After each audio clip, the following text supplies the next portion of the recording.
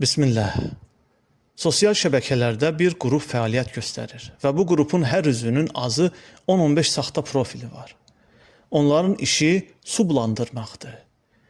Həc mövsümündə ya qurban kəsilən qoyunlar üçün yas tuturlar, ya da ziyarətə gedənlərə irad tuturlar ki, o pulu kasıblara verin. Bunlar Məhərrəm ayında da super vətənpərvər olurlar. Deyirlər ki, ərəbə ağlamaqdansa öz şəhidlərimizi ağlayın. İnanın ki, soruşsanız Mübariz İbrahimovun, Polad Həşimovun qəbrinin yerini bilməzlər. Son dəfə şəhidlər xiyabanda nə vaxt olublar məlum deyil. Onlar yaxşı bilirlər ki, hər Məhərrəm məclisində şəhidlərimiz yad olunur, onlar haqqında mərsiyələr oxunur.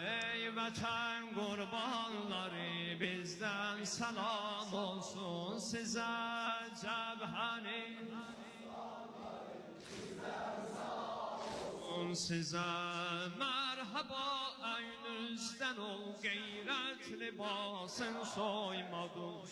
Caniden doydunuz veli cananiden siz doymadınız. İmtihan merdane verdin sen geri boş koymadınız. Bağladınız peymanları bizden selam olsun size. Ey vətən qurbanları. Azad elədi. Şəhidlər, şəhidlər.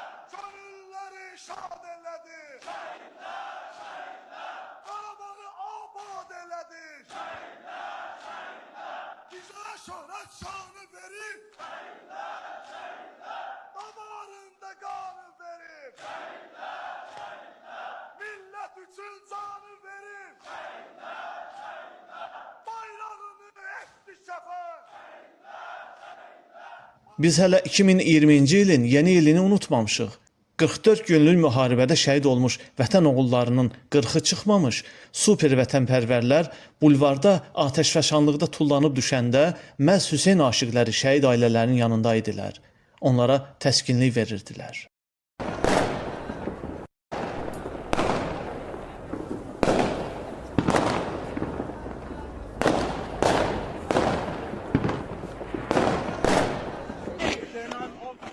Eşkine,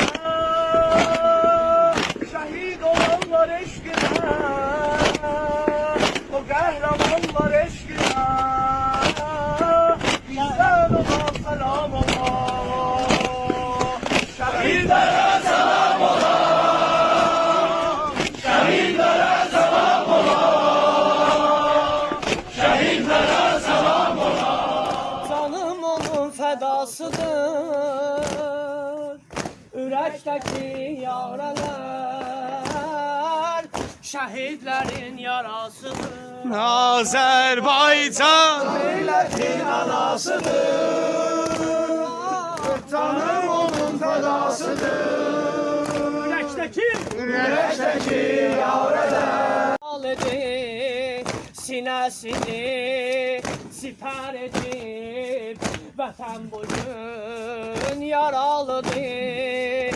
Bu torpağın qarış-qarış, qədəm-qədəm fədasıyıq. Şəhid verən ataların, anaların balasıyıq. Azərbaycan